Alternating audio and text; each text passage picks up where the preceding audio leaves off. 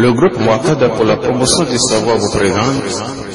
Il est écrit dans la Bible que Jésus est descendu de David et de Salomon. Attention, lorsque vous entendez citer dans la Bible des noms tels David, Salomon, etc. et que vous êtes des musulmans, vous allez penser qu'il s'agit des mêmes hommes que ceux mentionnés dans le Coran. Rassurez-vous qu'il y a un peu de différence. La Bible attribue à ces hommes saints des faits très malsains. Nous lisons dans Jérémie 23, verset 11-16 que les prophètes et les sacrificateurs sont corrompus.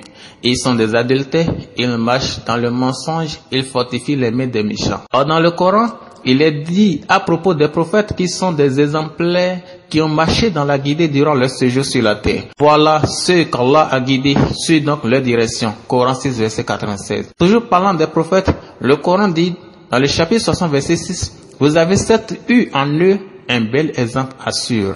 Matthieu 1 et Luc 3 écrivent que David et Salomon furent des pères de Jésus. Comme le dit Matthieu 1, verset 6, David engendra Salomon.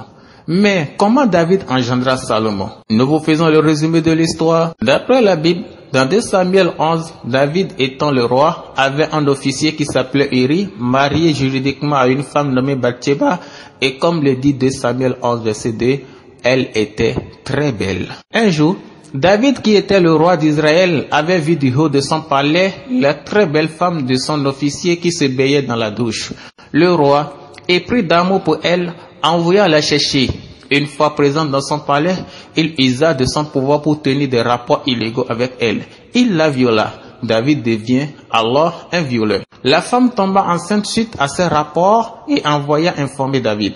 Lorsqu'il sut cela, il invita Uri, le mari de cette femme, qui était sur le champ de bataille, et lui demanda d'aller tenir des rapports avec sa femme. Alors, on lui fera croire qu'il est le vrai père de cette grossesse. Mais Uri refusa de laisser le combat pour aller prendre plaisir avec sa femme. Alors, David joua le rôle d'assassin et demanda à Gad, le chef des armées, de placer Uri dans la première ligne de la bataille. Bref, son plan marcha et Uri mourut sur le champ de bataille.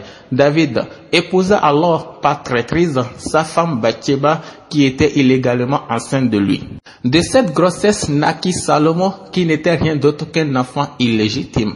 Et nous savons d'après Deutéronome 23 verset 3 que des enfants de ce genre n'auront pas accès à l'assemblée des fidèles de Dieu. Dans la réalité, David et Salomon n'étaient pas des vrais pères de Jésus. S'il faut forcément le créer des pères artificiels, ne peut-on pas lui trouver d'autres personnes de conduite beaucoup plus louables?